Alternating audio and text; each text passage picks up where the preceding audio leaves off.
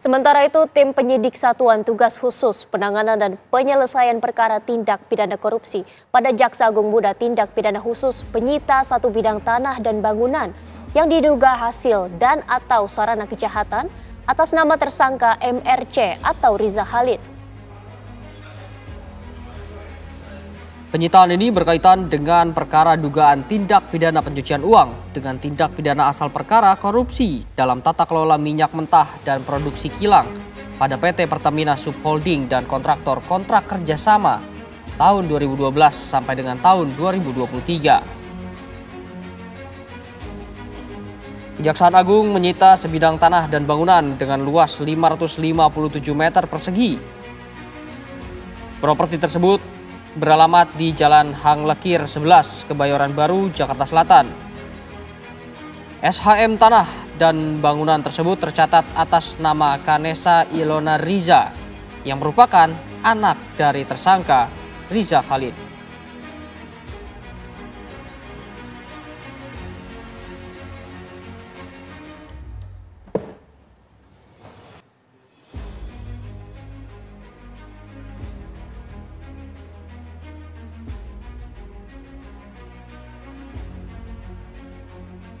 Kita penyidik tidak hanya terpaku pada aset yang ada, kami juga penyidik juga tetap melakukan men-tracking aset-aset yang lain, dan kalau memang masyarakat mempunyai info yang terkait dengan aset-aset yang terafiliasi bisa diinfokan ke penyidik Kejaksaan Agung.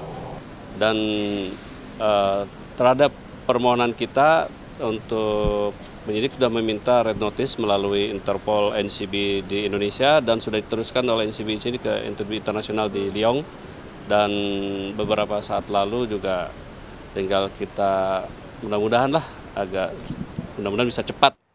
Jaksa penuntut umum meminta majelis hakim untuk menolak nota pembelaan atau pledoi artis Nikita Mirzani dalam kasus dugaan pemerasan dan tindak pidana pencucian uang.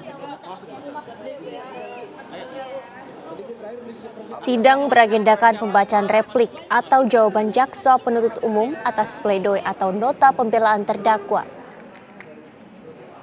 Dalam repliknya, jaksa menilai jika nota pembelaan atau pledoi yang disampaikan terdakwa pada sidang sebelumnya tidak konsisten dan disusun tidak sesuai fakta persidangan. Kepada majelis hakim, jaksa penuntut umum meminta agar pledoi terdakwa ditolak dan mengabulkan tuntutan mereka agar menjatuhkan hukuman selama 11 tahun penjara dan denda 2 miliar rupiah kepada terdakwa.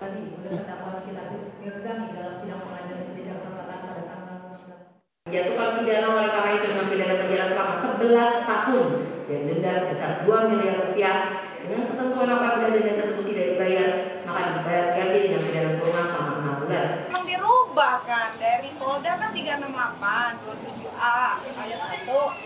Nah dituntutan di dakwaan jadi 369 27B ayat 2. Kan tidak ada yang pernah di BAP ayat-ayat itu, adanya ayat-ayat cinta. Udah ya,